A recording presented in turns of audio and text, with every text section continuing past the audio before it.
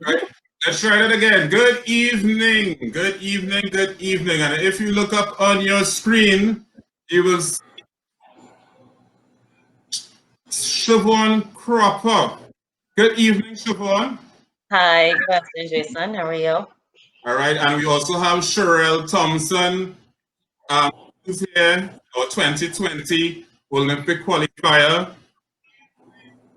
Siobhan, first of all, I mean, it's honestly a pleasure to have you on air. I don't know when last you spoke to Trinidad and Tobago since you have from swimming. Is this It's been a long time. a long time? Yeah. Those who don't know Siobhan Cropper, 96, 2000 Olympian, World Championships finalist. You would have seen the promo, you would have seen all the accolades. How did this all start? How did you get involved in swimming? My brother and my sister both swam at Flying Fish ahead of me, and they're about 10 years older than I am. So it was just sort of automatic that as a baby, a little girl, I would go to the pool with them. And I started and learned to swim at Flying Fish at probably 4 or 5 in a baby pool. 4 or 5 in the baby pool. Mm-hmm. And so moving on from that, how you transform from 4 and 5 in the baby pool to being on national teams? I would say it was sort of a natural process. The beauty of age group swimming in Trinidad is that you go through the different age groups, and then you get to compete on a national level against other clubs, and then you have CARIF every year and CISC, and so then you start representing the country, and I guess you start going up to the different levels of swimming throughout the world. Okay. Sherelle, you want to join in here? Sure. Good night. Hi. Good night. Nice to meet you. Nice to meet you too. I'm curious to find out what your experience was like in age group swimming, representing the country, and what was the environment like being on a national team? Let's say the regional competitions and compared to your CSE and World Championship experiences.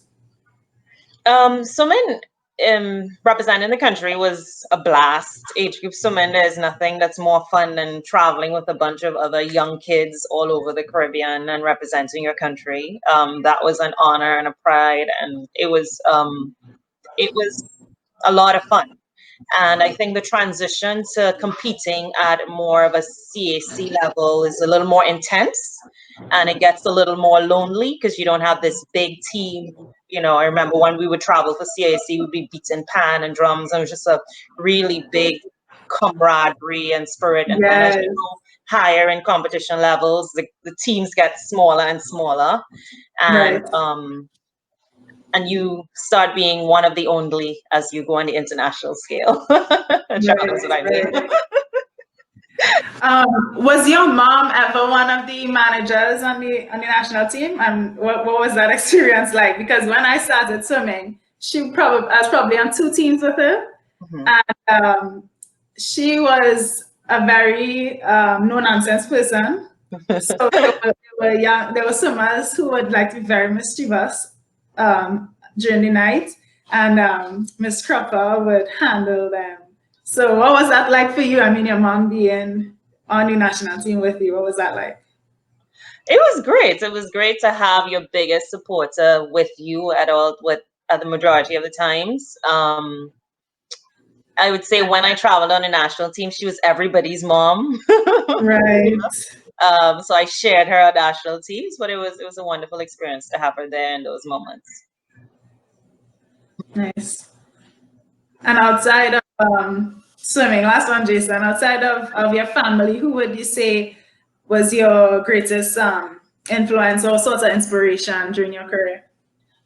So, of course, my family, my mom, Vilma Cropper, my sister, Renee, my brother, Andre, my friends, Mariam Makamba and Simon Rosales were critical to my, my support system growing up.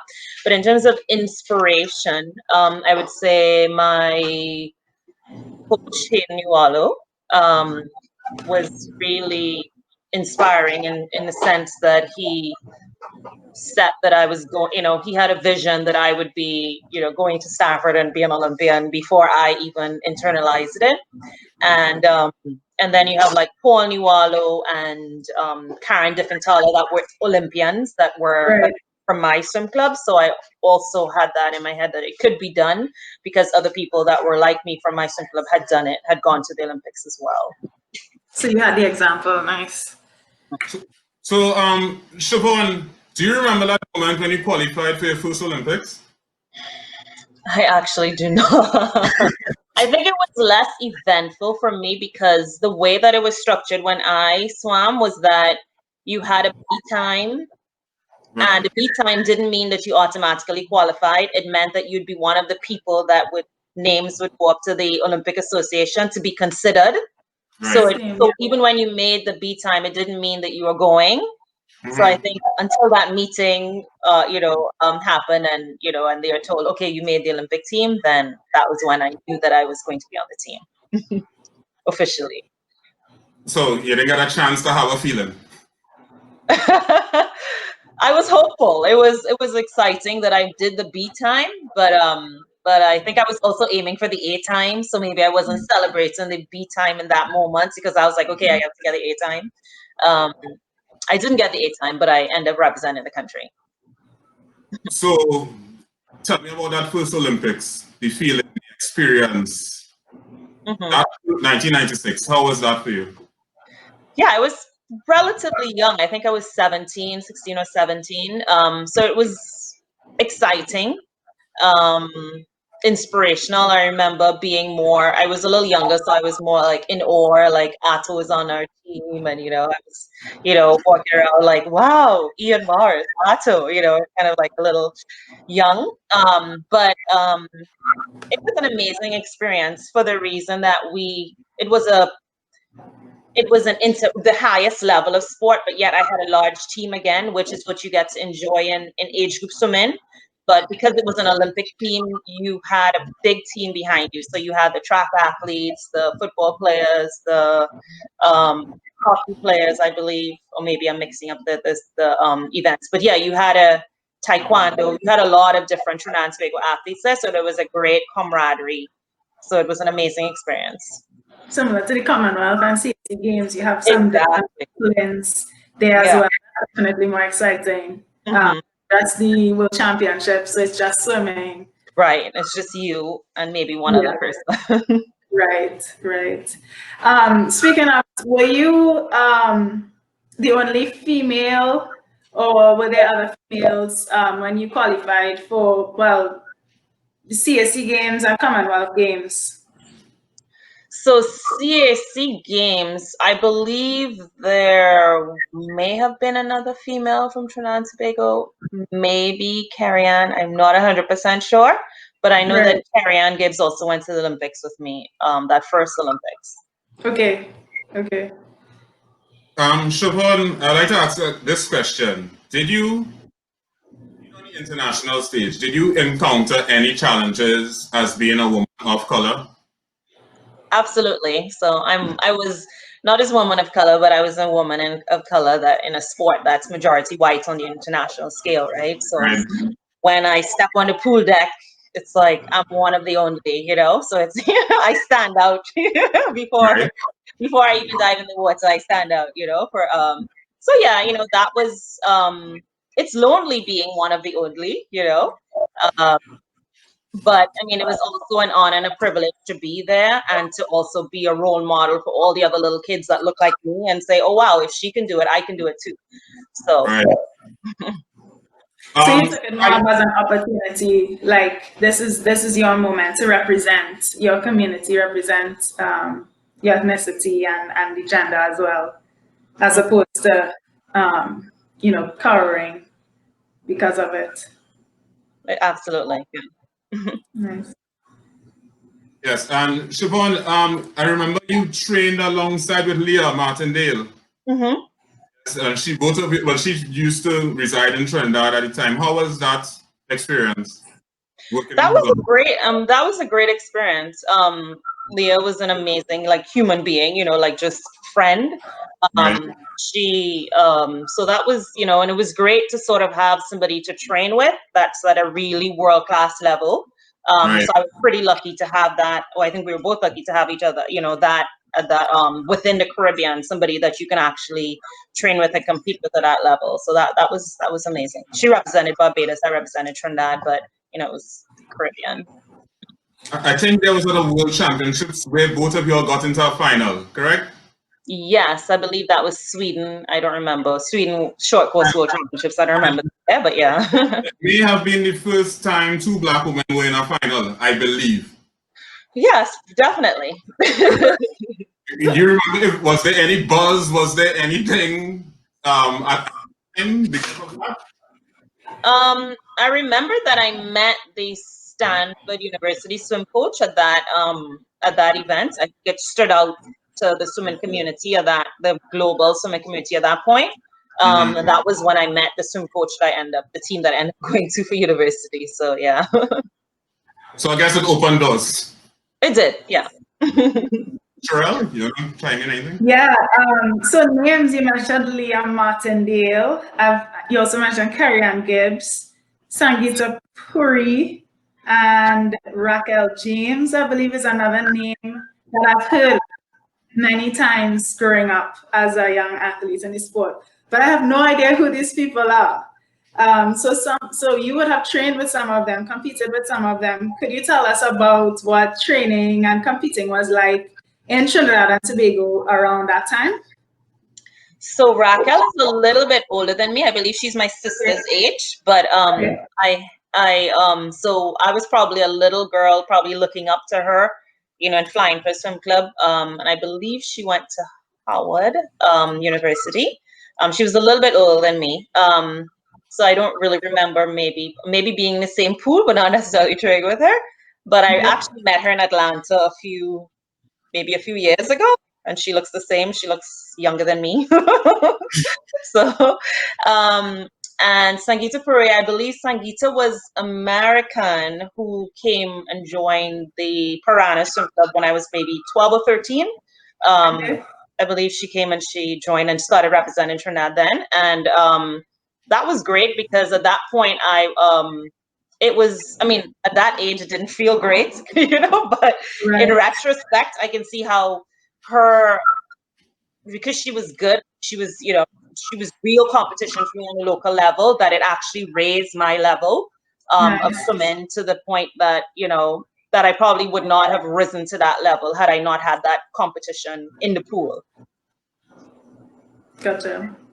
So she was the only one that you would have trained with, but that interaction you're saying would have been one that helped you to be better, to rise to her level.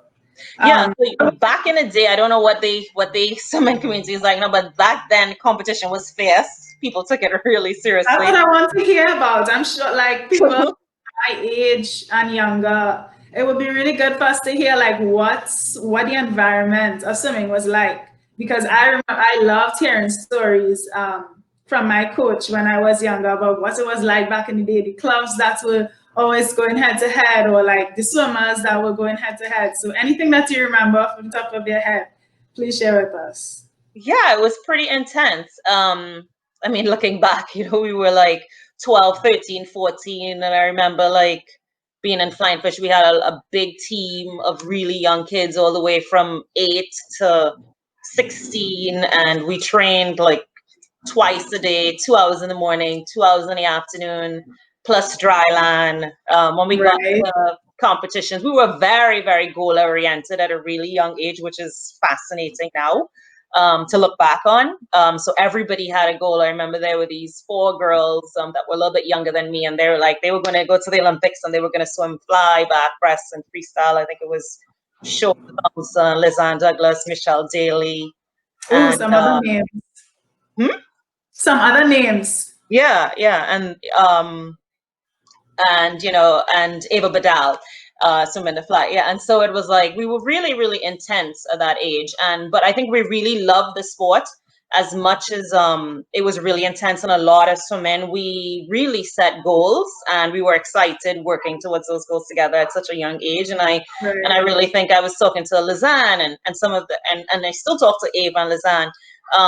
And you know, they really talk about how instrumental those years of swimming were to the women that they are today, to the professional women that they are today, and how, you know, the lessons that they learned at such a young age through sport, like, allows them to be successful in their life today, you know? So. Thank you for sharing that. When I was younger, when I just started swimming, I would say competition was definitely more intense than it is now, more fierce than it is now. And so some of what you described, I would have experienced like very early on, and then things. Siobhan Cropper, or two-time Olympian. That was back in the day. Well, all some people know Siobhan Cropper right now is that she's a name on a program when we have all those national records. And I think it's important that to connect. And I mean, Sherelle is there. Sherelle recently stole one of your records. How you feel about that, Siobhan? It's fantastic. Records are there to be broken. I was really happy to hear that. And congratulations. Thank you. You set the bar high, and I was elated to have broken the record. But I looked up to you even before I met you. Siobhan, I'm gonna let out some of Sherelle business here now, because we were talking before, and she saw the program. She thought it was interesting, and Sherelle, she doesn't like to come on TV. We talking plain, and said, Jason, the only time I will come is if I get Siobhan Cropper in 2 weeks. Yeah, because she really wanted to have that. And you didn't say, like, literally 2 days after you sent me a message saying, okay, here's the date. So, what kind of training, what was your training regimen like? I know it would have changed over the time, but give us an idea.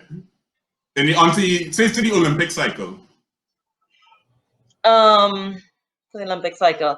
I think not a lot changed from the age of 12 to 22, to be quite honest. It was pretty much swimming twice a day. I mean, swimming 6 days a week. And during the week, twice a day, 3 days a week. So double days on Monday, Wednesdays, and Fridays, and then Saturday morning training.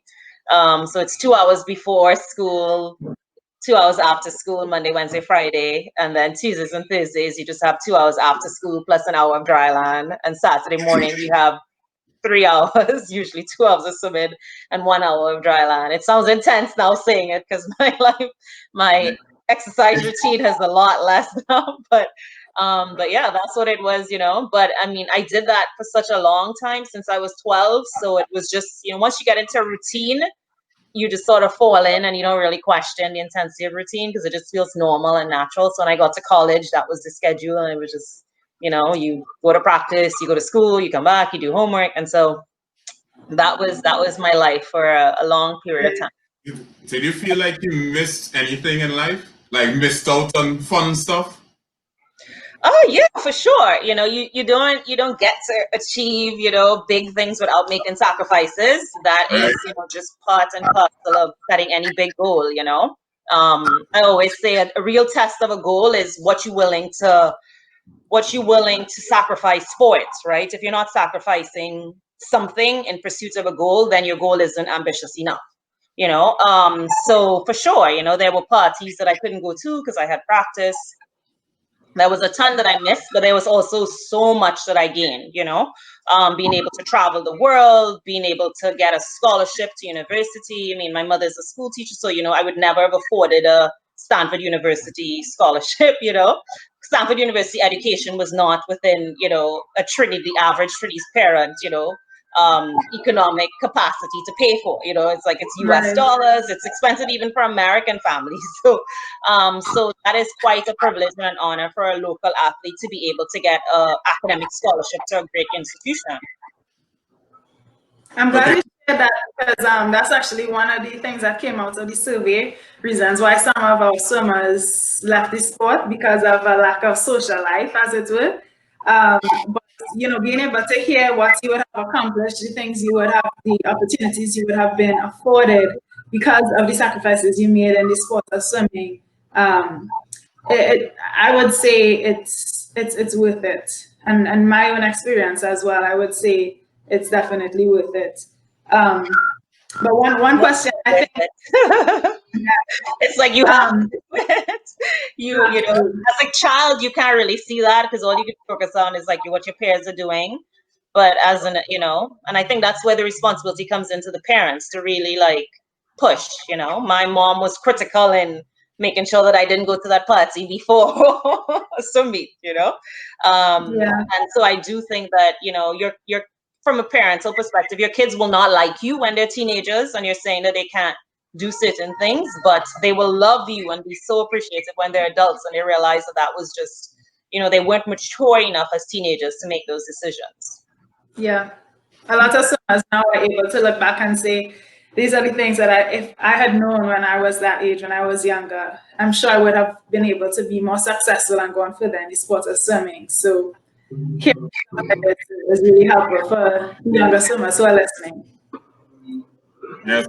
And actually, I might put my own plug for my program next week, because next week, one of the things we actually do have is an ex-swimmer having a chat with their parents and discussing things they wish they had said, things they wish they had done, things they wish they had listened to. So I advise people and parents and swimmers to tune in for that next week.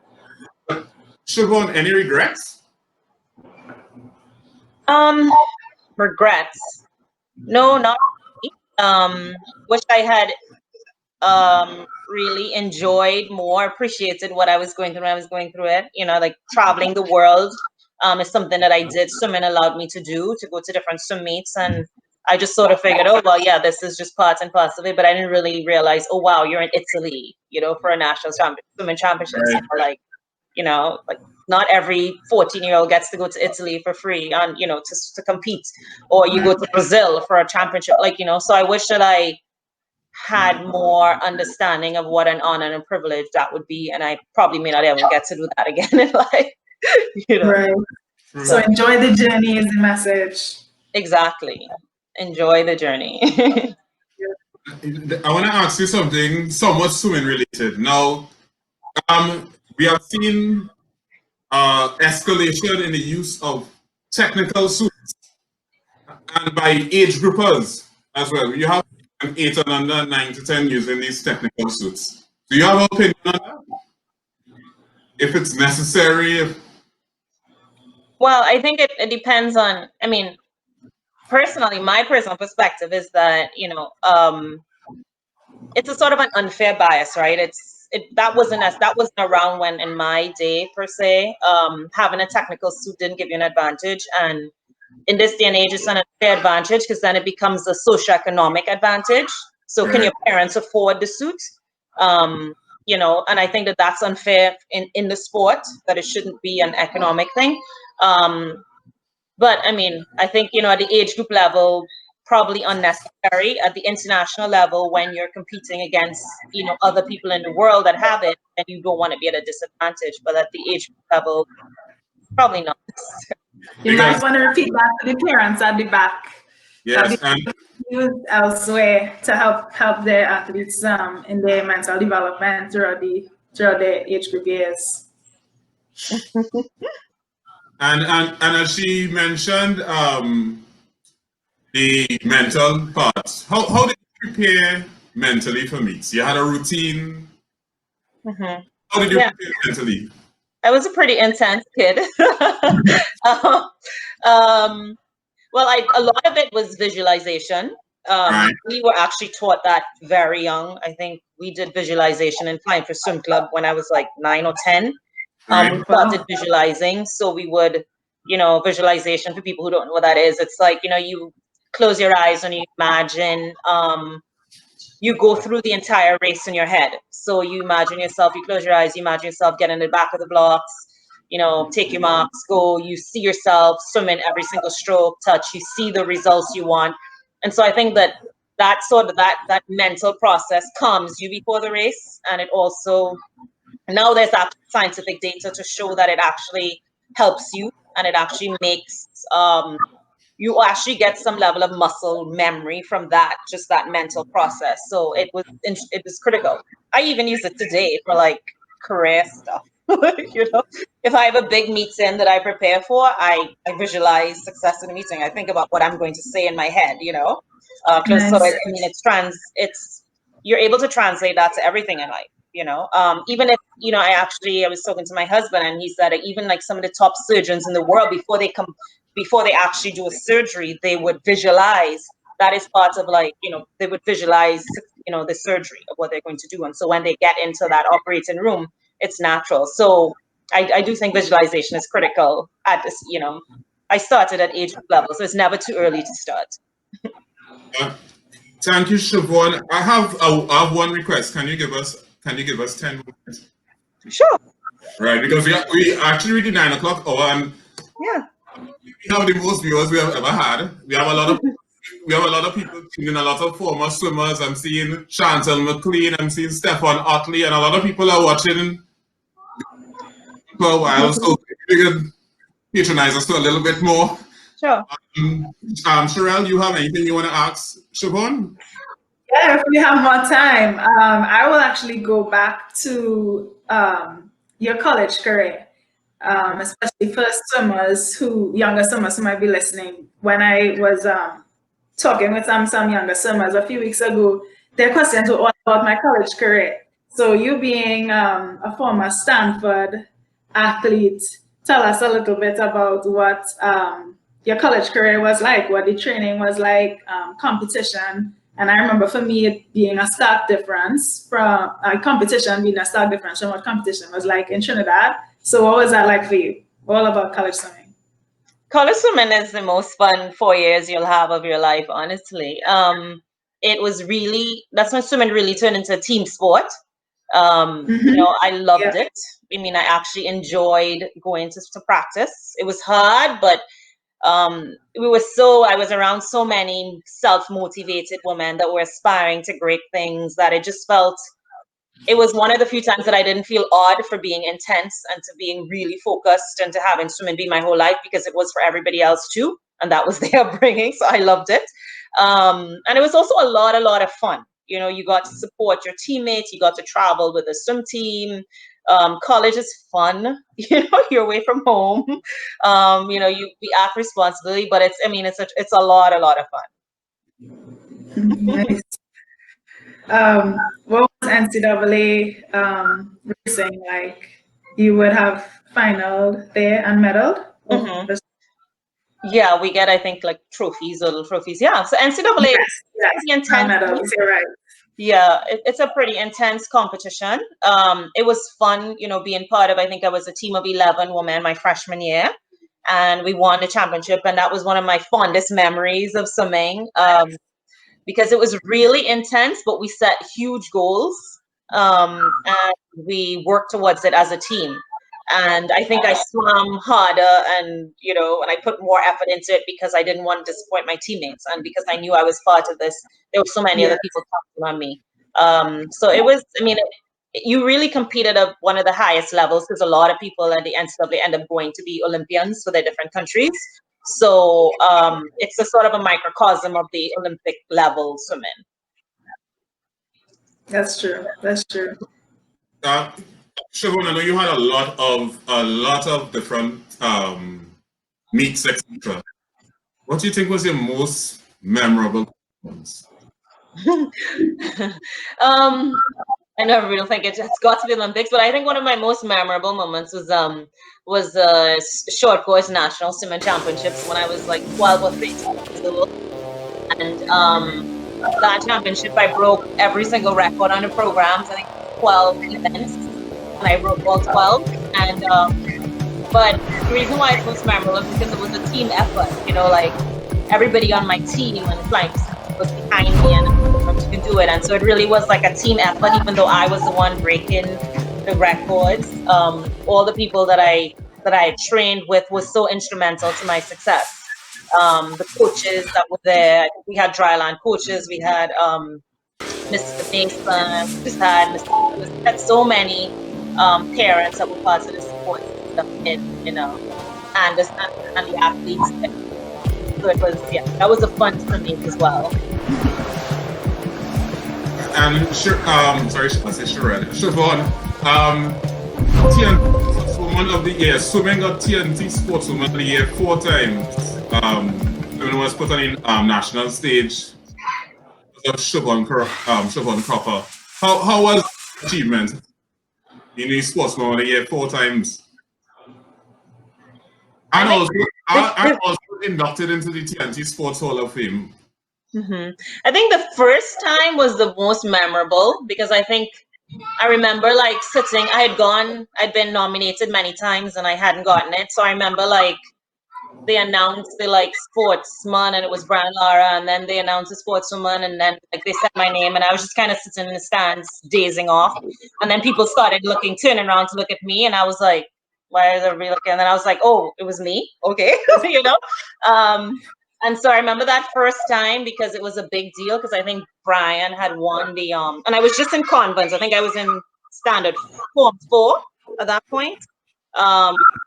So that was quite an honor, and it's also cool to meet all the other Trinidad and Tobago athletes again at like that stage. So you got to meet cricketers, you got to meet like everybody, cyclists, all the different athletes who were at the top of their sport. So that was actually a really nice meeting all the other people that were representing Trinidad that you may not have ever passed. They may not have gone to Olympics or CSC, but so it was really a nice way to sort of build a community within the Trinidad and Tobago sporting community. Okay, Sherelle, do you have any final questions you want to ask Siobhan? This is it. Don't worry, this won't be the last opportunity. But Final question. Yeah, I would ask one that's more relevant. Like at this present time, what role does swimming play in your life? Swimming is still my go-to activity for relaxation for sports. If I'm having a really, really, really bad day, swimming is the one thing that sort of calms me and puts me in a better mood. I remember being like 10 months pregnant and I was like, I have to go to your pool right now, you know? And so swimming plays an instrumental role. It always will because I love swimming. Beyond just competing, I like feeling the water flowing past your body. I mean, I love the sport. So it's always going to be an important role. And my 3-year-old now is starting to learn to swim. So that's I was also just exciting. gonna ask that. Do your kids know how to swim? My 3-year-old is started to learn to swim. Yes. And Siobhan, my final question. We have a lot of current national swimmers, parents, a lot of people tuned in. And we'll be looking at this when it's rebroadcasted as well. What message would you like to send to Trinidad and Tobago athletes? I would say, shoot for big goals. I think sports is a vehicle to amazing life beyond high school. I would encourage the parents to push their kids because teenagers are teenagers. They're emotional. They feel like doing things some days and don't. And sometimes you do need that parental infrastructure to force things sometimes when the kids just don't feel like doing it. Because like I remember like a teenage girl was like, my hair, like that's a very superficial reason to stop swimming, because your hair is not looking good or your shoulders are getting too big, that is like the most ridiculous.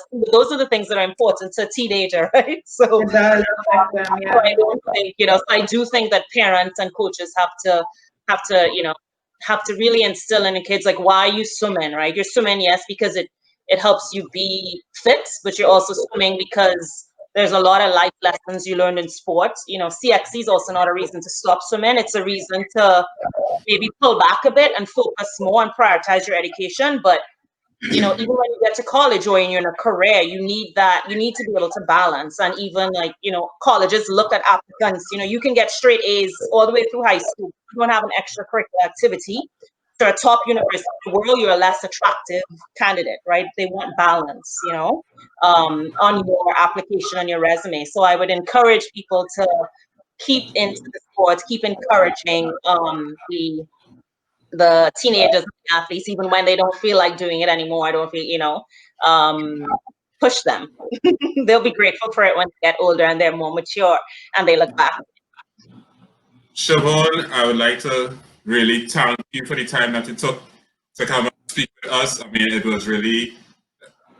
Sherelle, you probably should thank her because love that name. I would love to. Siobhan, you have said something, shared some information, some insight, given some really good advice over tonight's segment. It was my first time meeting you live and on air, and for everyone else to hear, but I really do believe Trinidad and Tobago needs to hear more from you, and getting to hear more of your experiences and all of the advice that you would give to help encourage young athletes as they go through different phases and challenges that we have to overcome. But hearing you, the most successful female swimmer out of Trinidad and Tobago, hearing you shed light on some of the challenges that many young athletes face right now, I think it will really be inspiring to help the future success of sport in Trinidad and Tobago. So thank you on behalf of this, and thank you on behalf of all of the viewers listening. Thank you on behalf of Chlorine Callaloo. Happy to chat anytime. Cheryl on here. And thank you, Sherelle, for coming on. I mean, I hope in a few years, Siobhan, I will invite you to interview Sherelle when she goes to her Olympics. Absolutely. I'll be there. I'll be there cheering you on. Right. She hold you to that, so you better get your ticket fast. I will. Let me know. So and Jason, you can connect Cheryl and I so we can talk. I will do that. She's waiting for a door. No, really, thank you. I mean, 2-time Olympian, 4-time Sportswoman of the Year, TNT Hall of Fame, World Championships finalist. The list goes on. Honestly, you're a role model to athletes. You're a role model for women in sport. I mean, I'm glad that you can support a face to the name. I hope when they see Siobhan, it's a lot more. It's a lot more than just some black and white. But I mean, there's a lot of character behind it, and you have done immensely for Trinidad and Tobago, and we will stay in contact. And I hope sometime we can have you on Chlorine Callaloo. Absolutely. Thanks again. Good night, everyone. Thank you very much, ladies and gentlemen. Thank you, Sherelle. Thank you, Siobhan. This is it for this episode of Chlorine Callaloo. Join us next week, and you can stay tuned to the page. Follow us on Instagram. You can see what's coming up next week on Chlorine Callaloo. Have a good night.